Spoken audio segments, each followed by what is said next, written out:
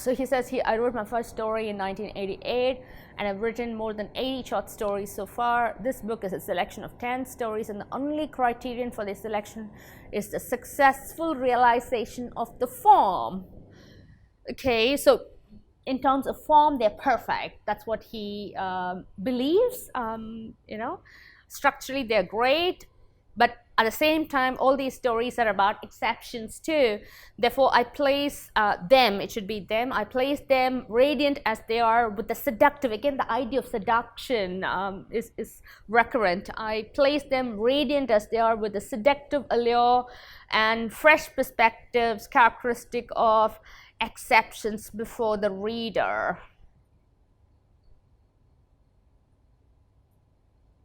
So they are formally perfect, radiant, full of energy, excitement. They're tempting and they're seductive as well.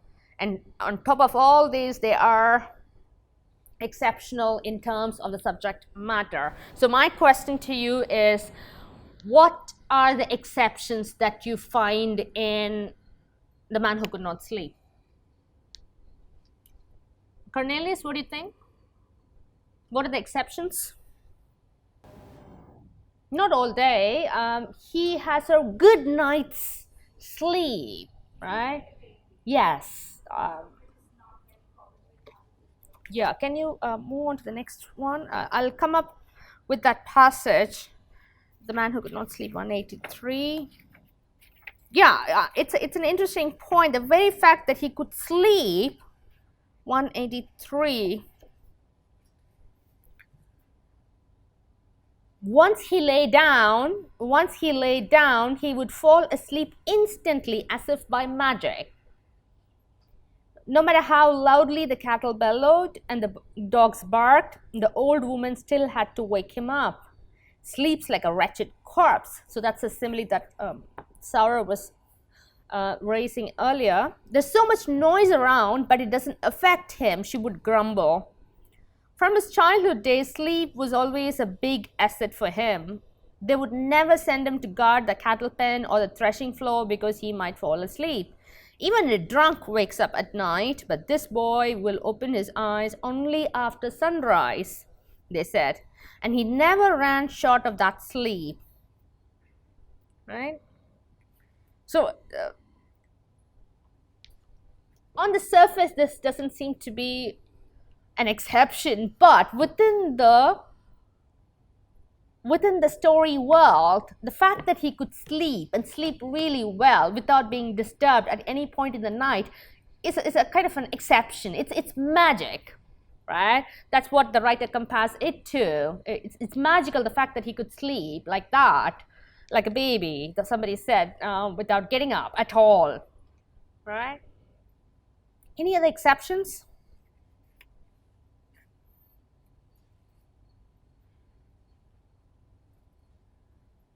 Okay, we'll constantly explore this idea because it's important to the central concern of this tale. Sanjar, what do you think? Okay, come back to the next one. So where does he sleep? So this is his bed, the rope cot, right? He didn't know where that glorious sleep had vanished. So when the story begins, he has lost his ability to sleep well. Lying with his 6-foot frame scrunched up in a rope cord that sagged in the middle, no matter how many times the ropes were fastened, he looked like a small baby fast asleep in the cradle. He looked like a small baby fast asleep in the cradle. He's a tall man, right? 6 foot, right? 6 foot, but when he sleeps on this cot, scrunched up, he looked like a small baby fast asleep in the cradle. It's a very weird simile. In retrospect, once you have read this story and come back to the simile, it's a exceptional one, I would say. He would lie in the same position, neither tossing about nor rolling over in his sleep. If he heard someone whining about not being able to sleep, he would say with genuine surprise, "Is that even possible?" Slothful idlers who lolled around at home all day might lose their sleep, but how could it happen to a man who wandered around with bulls and calves without a moment to stand still? Walk in the fields and groves to exercise your legs and have a look around. You'll get sound sleep, he told them. Can you go back to the next one? The following one. So how does the village see his famous ability to sleep soundly? How is it even possible? It's possible because the man doesn't mull over things in his mind and confuse himself. That's why he gets such blissful sleep. Men of his vintage would remark enviously.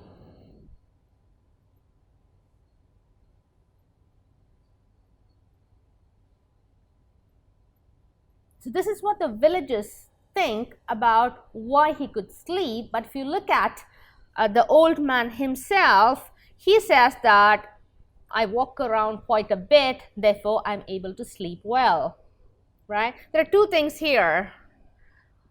He thinks that physical exercise would automatically make you sleep, and then followed by this, you have to unload all your worries before you go to sleep, right? So worrying about something won't let you sleep. It's a simple understanding, right? Worrying about something will not let you sleep. The village believes that, and this man too. And suddenly he is worried. Which is why he is not able to sleep. I am interested in how sleep is physically located in the story. He sleeps at a particular spot, right? A spot that he has been used to sleeping since he was a baby, right? Since when he slept next to his mother, right? Can you come to the next section, please? And the next one, please. And the next one. So the cot becomes a cradle in some sense for him, right? His rope cot lay in the eastern corner of the thatched shed. Rain or sunshine, he always slept in the eastern corner. When he was a little child, his mother used to keep her cot there and sleep on it, hugging him to her side. Sleeping there made him feel safe, as he had felt in his mother's arms, but he never told anyone about it. This is a strange story in the sense that when we read the story up until this point, up until we meet Murgason, we are on the side of the old man, right? We are on the side of the old man. That's how the narrator leads us, right? There is a kind of a subtle, unexplained sympathy for this old man who is able to sleep well. And this is a very common psychology. We believe that if somebody sleeps well, oh, he has no worries. He maybe is all is well with him in terms of how he relates to the community, right? He bears no grudges. He's not mean, or she's not mean. Therefore, that person is able to rest well, right? So that's the common psychological understanding of somebody who is able to rest. Right? And when we read the story up until we meet Murgason and further, we sympathize with the old man, and we sympathize because of certain similes, the similes that Sauro earlier pointed out, like sleeping like a baby. The old man is being compared to a baby, right? The 6-foot man who is kind of scrunching up his big frame onto that sagging cot, which is kind of compared to a cradle. All these details makes us sympathize with him. And look at that little anecdote. When he was a little child, his mother used to keep a cot there and sleep on it. The evocation of the mother of the old man, right? That image that comes to us when we read it, hugging him to her side, right? So all these details, we immediately visualize a mother securely holding a baby, right, a small child, and our sympathies are prompted. Sleeping there made him feel safe. The idea of security against a big bad world, right? The idea of security. Sleeping there made him feel safe as he had felt in his mother's arms. And he never told anyone about it, right? So even to this day, he sleeps on that particular spot on the eastern side. So the desire for security, the desire to be as close as possible to the lost mother, all these narratives are put there to somehow cheat us the readers, right? Because as we read the story, we see a very sharp turn that this narrative takes, right? So, so these details are something which must be probed.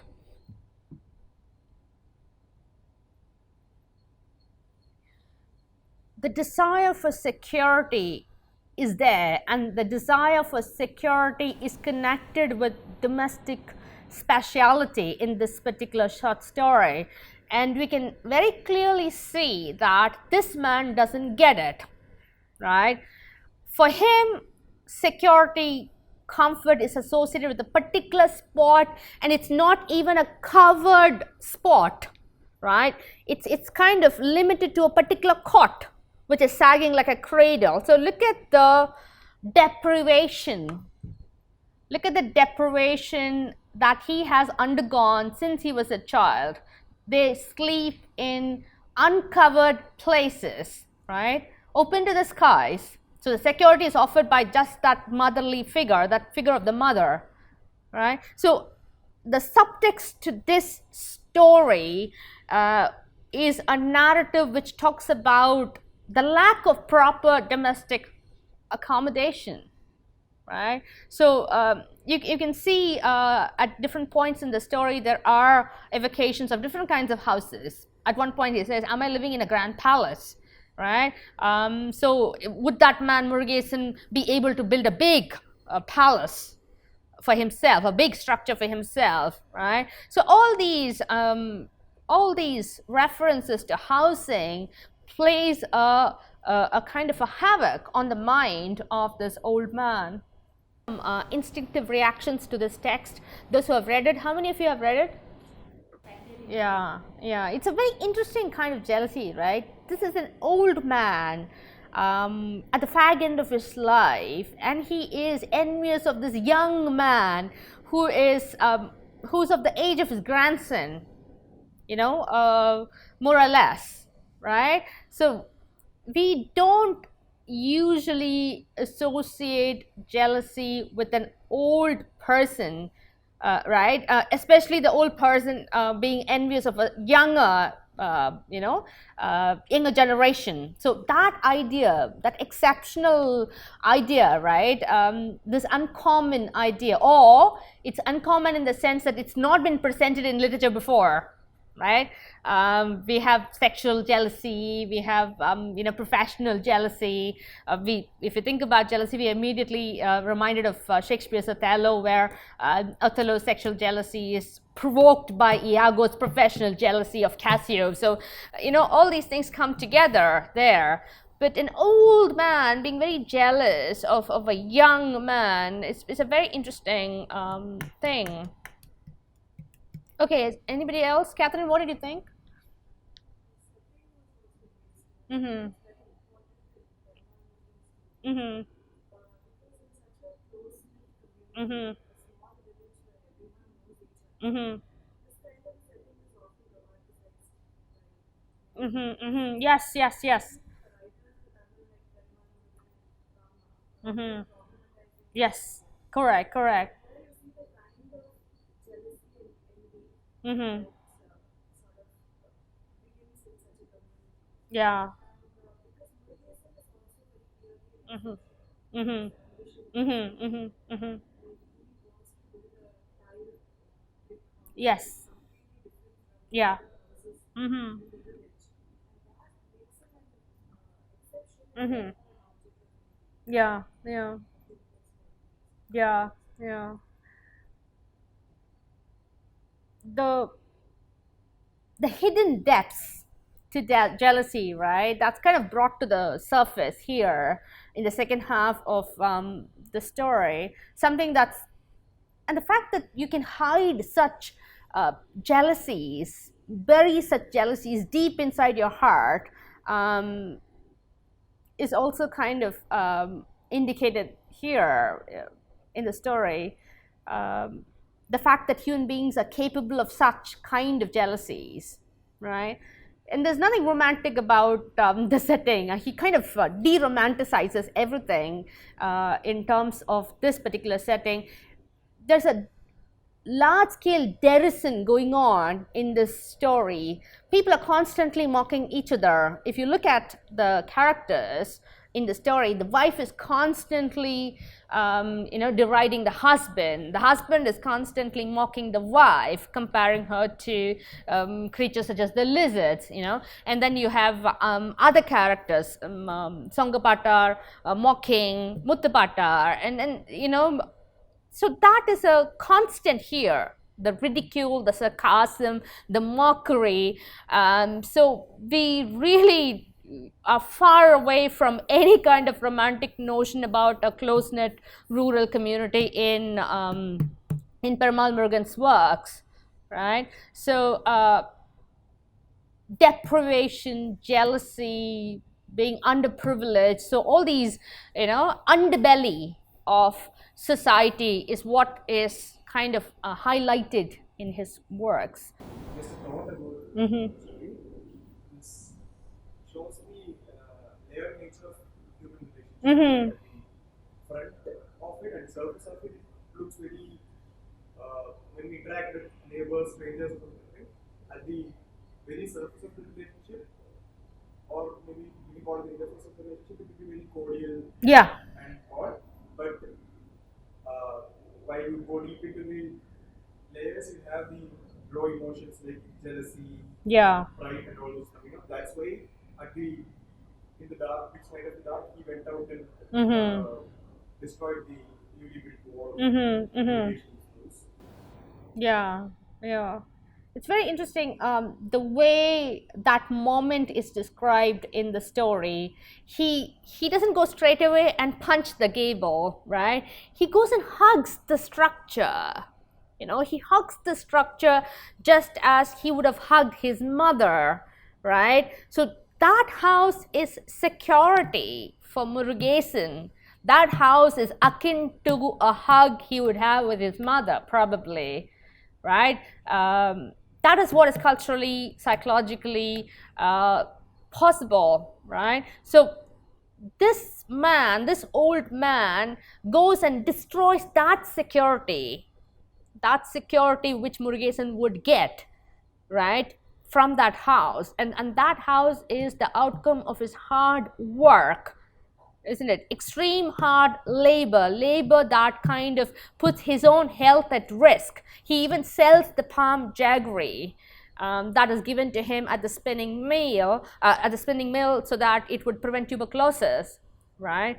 So the house is the result of that kind of labor, not just any labor. It's a labor that kind of is full of self-sacrifice, right? And that house is what he destroys, and he hugs it before destroying. It's like, if you take it further, it's like destroying the figure of the mother who protects and offers sanctity and security to younger generations.